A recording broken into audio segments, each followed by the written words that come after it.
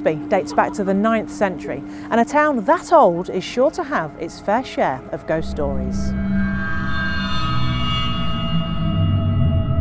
Let's take a walk through Grimsby and hear just a few of them.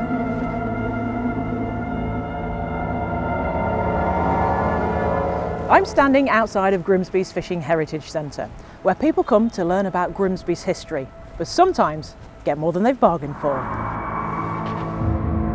Staff and customers have seen and heard the ghost of a man walking around the displays of the museum and smelt strong tobacco. Even if nobody is there.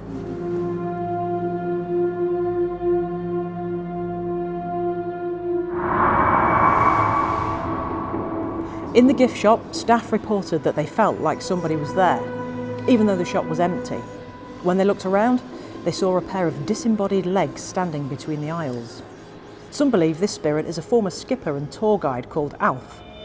These hauntings have even jumped over to the Ross Tiger, where the ghostly smell of cooking food sometimes drifts from the galley.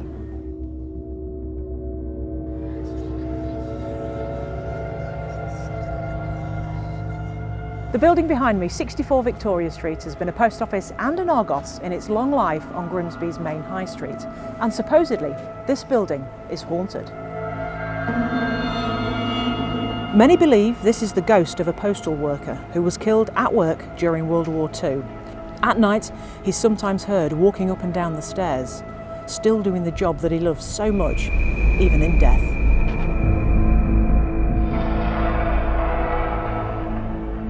Thinking of going to Wetherspoons for a few this weekend? Or maybe think again, because this Wetherspoons pub is said to be very haunted.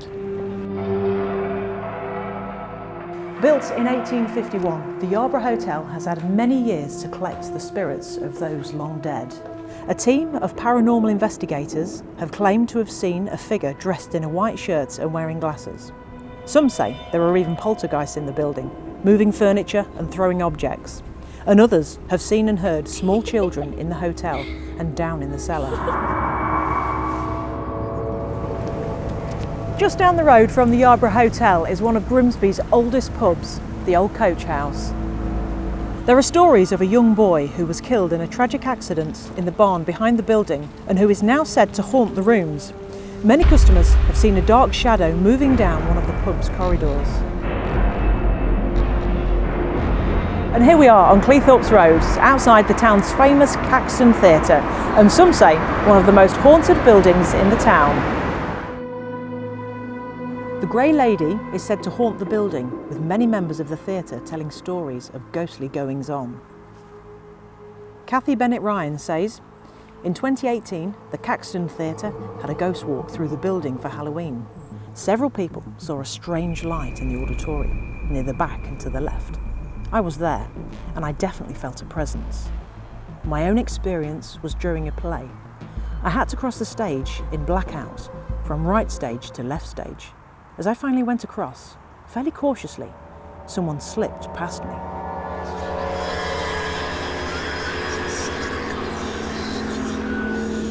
I thought it was Della, who also had to come on stage in the blackout. When I asked her after the play why she'd come from stage left, she said she hadn't. I'd even felt the air as she passed me, only it obviously wasn't Della. This happened every night. Brian Blakey, a Caxton member for 50 plus years, gave information that the Grey Lady was an usherette at the Plaza Cinema, which used to operate from the building a century ago. She clearly loved her place of work and never left. Jess Howden, another member of the theatre, says, during our get-in for Nell Gwynn, me and a couple of others were heading through the wardrobe to find some shoes in the room next to the prop store. I was leading the way, and as I came down the steps, I saw a black, shadowy figure dart out of sight towards where we kept all the curtains, almost like she was startled.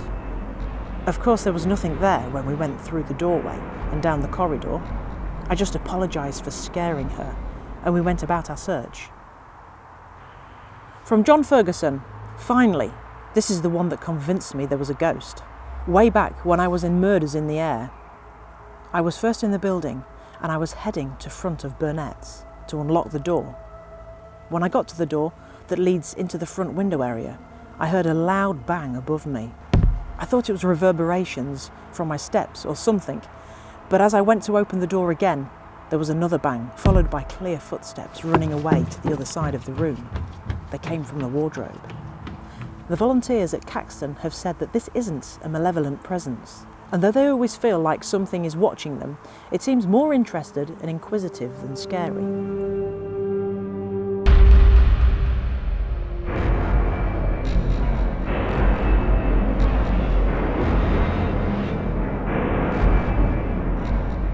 Here I am in Bradley Woods, just outside of Grimsby, and home to the most infamous ghost story in the area. These woods are ancient, having been listed in the Domesday Book, written in 1086, and sightings of a ghostly figure stretch well back into medieval times. Sightings of the Black Woman of Bradley Woods. The story goes that during the War of the Roses, a woodsman and his wife lived in a cottage in Bradley Woods. His wife had recently had a baby boy, and when the woodsman went to fight in the war, she was left behind to look after the child. Every day she took her baby to the edge of the woods to wait for her husband to return. But one day an enemy army marched through the area on their way to Lincoln. On her daily walk she was attacked by horsemen who snatched her baby and rode off into the woods. Heartbroken, the woman endlessly wandered the woods, searching for her baby until the day she died. And even then, according to the legend, she continued to search after her death, and she searches until this very day. Over the years, many people have seen her spirit still roaming the woods in search of her baby. She wears a black flowing cloak and hood, and her pale face is soaked with tears. We reach out to you and ask for your stories of strange goings-on in Bradley Woods, and here are just a few of them. Janet Allen and her friend were on the way home going through the woods past Bradley House when her car just stopped.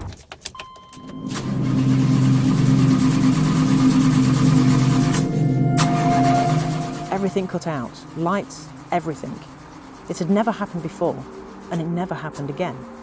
A few minutes later, it started again. It was so strange. Needless to say, I would never go past those woods at night again.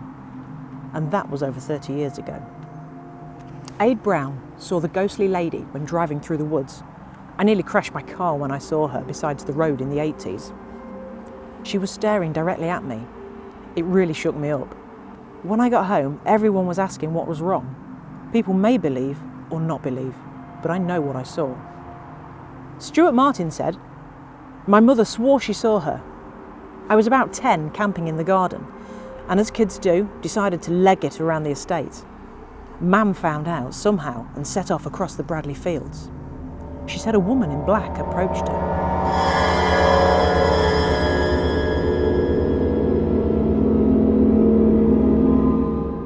Mam was going to ask her if she'd seen any kids, but the woman vanished.